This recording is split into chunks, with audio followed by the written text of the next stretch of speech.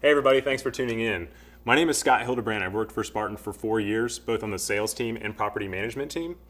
I'm fortunate to have had the perspective of hundreds of investor experiences and firsthand experience in the performance of over 1,000 properties.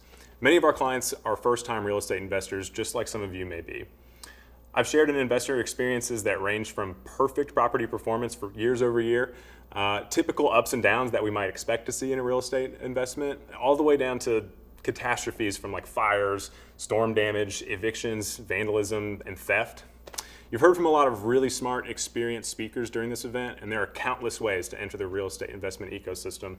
My experience lies in being in the turnkey provider space, and so that's kind of where this presentation will focus on. But what we're going to talk about is, are you ready for being a real estate investor? The first thing you want to think about is, what are your goals and how are you going to achieve them? This is called your why. You might hear it a lot in real estate investing circles. There are a couple of good reasons. Some people want to retire using their real estate funds. Maybe you want time for passion projects, pursue a part-time job or a nonprofit. Maybe you want to pay for kids' college, leave a legacy to them. Maybe you want to use your money to travel, or maybe you're like me, spending money on expensive clothes and shoes and things like that. Whatever that is, having a common goal is going to be what you want to have before you even start to get into anything. So now that you have your why, what will be your plan to achieve that? First two things, it needs to be attainable and specific. Let's use an example like you want to own 20 properties in 10 years, 2 a year, for example. It should be resilient. Let's say you start buying properties and the first year you're able to buy 2, but the next one you're only able to buy 1. But don't let that derail you from the rest of your plan. Maybe you're able to buy 3, so this is where measured comes in. Maybe you're able to buy 3 every year, and that could get you to 30 properties in 10 years.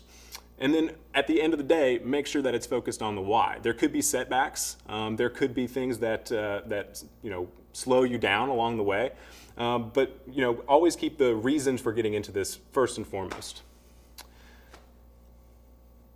The first thing you need to have when you get into real estate is being mentally and emotionally prepared for it. You need to be comfortable with providing a basic need for people in exchange for payment. This is a much different concept than owning shares in a company or waiting on dividend payments or something like that. And there are a couple pros to cons to this. So first things first, is going to have independence from traditional markets. Your money is not a reflection of a chart day to day. There is a human element. So let's say, I actually like to call this the human-to-human element. You need to think about your tenant as a customer because you own a business and your customer is buying your product. Like anything that happens to any of us, there are life events that happen to people, and everyone is different. You need to stay objective. You need to, your house may not be desirable to some people, and you can't take that personally. You have to remember that 78% of Americans live paycheck to paycheck. So you'll need to understand that life events happen to your customers, and it could affect your investment. Things like job loss, health problems, other financial priorities. Let's say someone's car breaks down and they have to make a decision between fixing their car and paying their rent. Some of these decisions come into play when you as an investor need to do what's best for your customer, but also your investment. A lot of people surround themselves with people who are of similar financial status, so you can't project your own lifestyle onto your tenants. People come to many types of financial situations, and it's important to be prepared for facing situations like this and how you're going to handle them. You have a physical asset. This is both good and bad. I think we all know a little bit about what it takes to own a house. There's going to be typical maintenance. There's going to be regular upkeep that you have to have, but are major things that could potentially happen going to keep you up at night? Would you have to replace your water or sewer line? What if you find out you have foundation problems a few years into owning a house? These are things to keep in mind that could happen to your house. You have to remember that it's a long-term investment. There is going to be, you will have to be in it for the long haul. You can't make a quick decision to get into real estate and think that you're going to make money overnight. I mean, you can flip houses and things like that. There is a part of real estate investing that does that, but you need to be able to lock in for at least for a few years. But the best part about real estate investing is that you have autonomy. You have control over how your real estate investment is going to perform. So there's this company called Pokemon Go, or it was actually an app-based game. And as soon as it came out, everybody that I know was using it.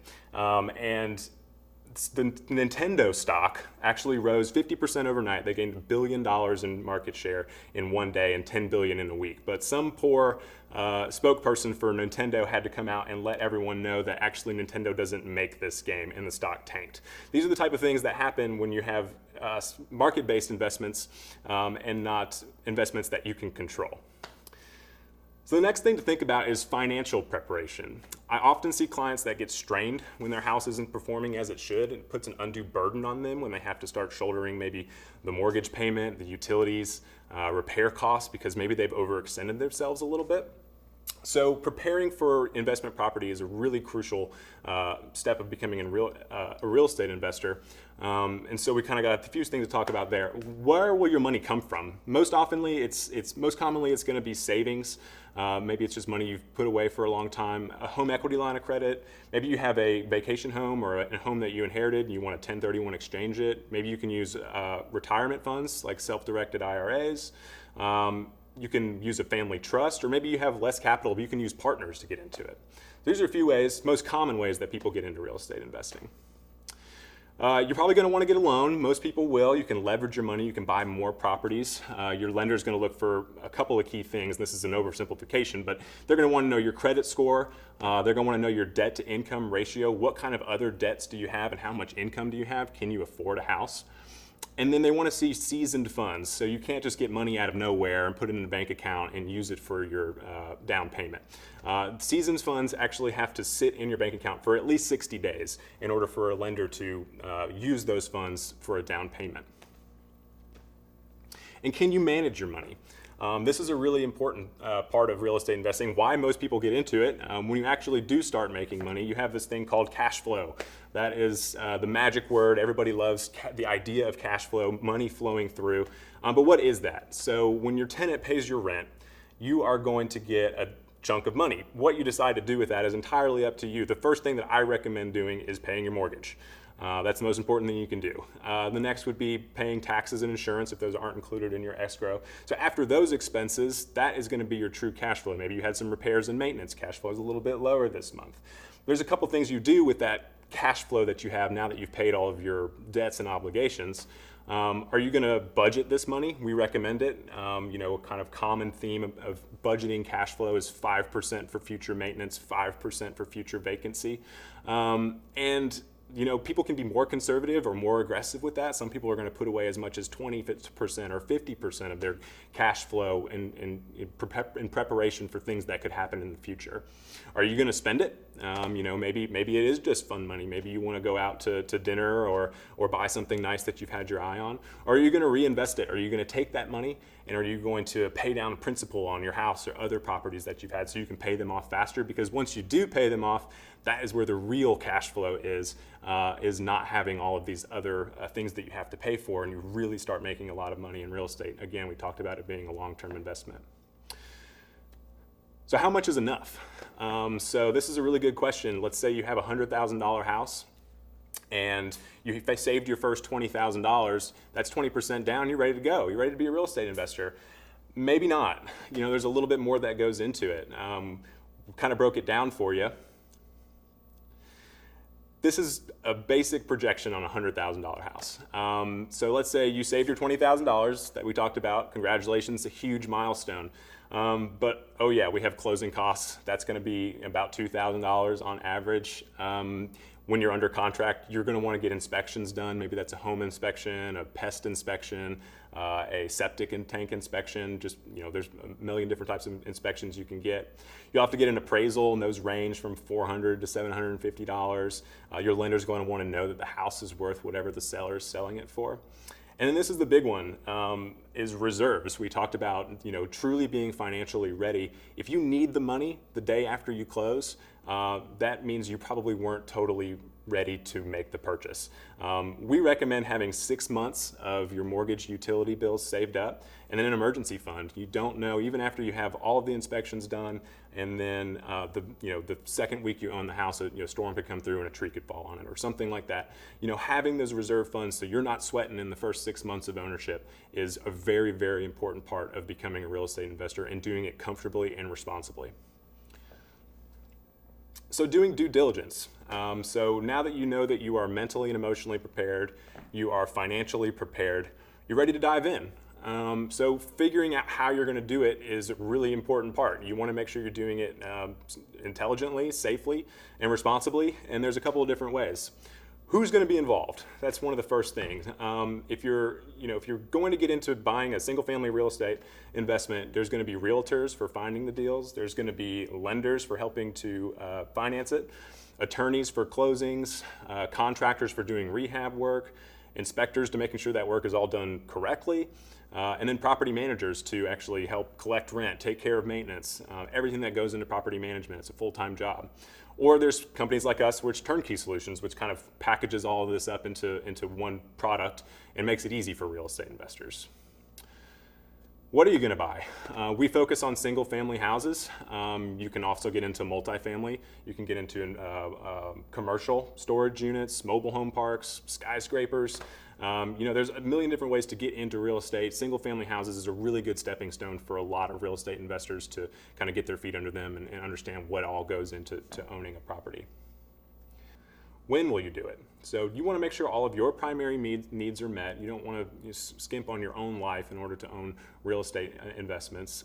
You have minimal high interest debt. You want to make sure you don't have high credit card debt or bad car loan or payday loans or loans to the jewelry store, frivolous things like that. You want to have enough income and savings. You want to make sure that you have enough income to support your life outside of the real estate investment in case expenses do start to come or it's not cash flowing at this time like you expected it to.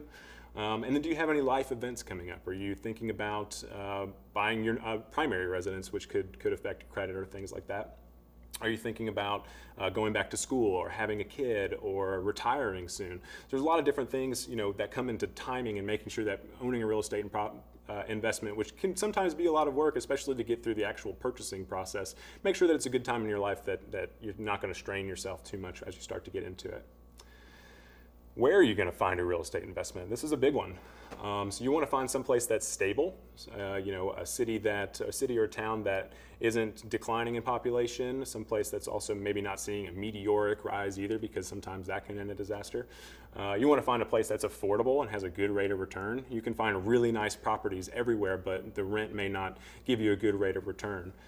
You want to find some place that's having actually some growth and revitalization. Maybe people are coming to that city or to that town to make it a better place, and it's attracting more people to come in, including jobs and employers. You want to have a really good base of employers and a source of really good jobs for your tenants, so that you know that your rental income is going to be steady.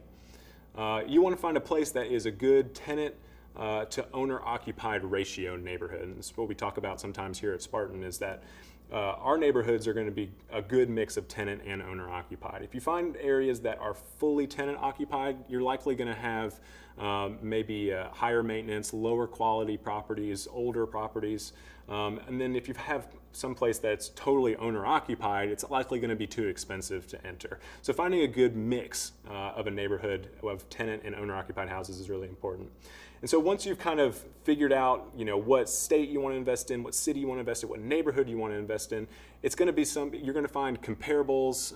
You want to find the right neighborhood. Make sure that the house that you're selling is going to be a house that is comparable to the ones right around you, and that there's not a vacant house on either side of your house as well. You want to make sure that's a place that some people want to live. The next thing is, how are you going to do it? How are you going to ensure success, actually, to protect your investments? We talked about reserves. That is one of the most important things, is making sure that you're not going to be too stressed if your house isn't performing perfectly the way that it should. You want to have good insurance in place, insurance that's going to cover tenant-caused problems, natural disasters, and loss of rents in the case something like that happens. And talk to someone about how they use their LLC, or talk to one of our employees about using an LLC and how that can protect you in case anything were to happen at one of your rental properties. And then having a team in place. This is one of the most important things, is having a good team of people to help ensure that your real estate investment is a success. That comes back on our list of everybody that's going to be involved: property managers, contractors, inspectors, lenders, making sure that you have the best of the best to make sure that they have your back and they're making sure that your property is performing to the best of its potential. And the last thing is just to verify everything. Now that you have figured out that you're mentally and emotionally prepared, you're financially prepared, you've done your due diligence, you have your house picked out, and you're ready to sign on the dotted line, make sure that you have verified everything. Make sure that people that you've dealt with are trustworthy. Make sure that you have the house itself is protected. It is what it is supposed to be. We recommend visiting it yourself. Seeing it in person is a fantastic thing to do. Having all the inspections done that you can possibly have. And so making sure that deep down that you're making the right decision when you go into real estate investing is going to make you comfortable in the long term. So I hope this helps. I hope this has shed some light on what it takes to be ready to be a real estate investor, and knowing that you are, and we're happy to help in any way that we can.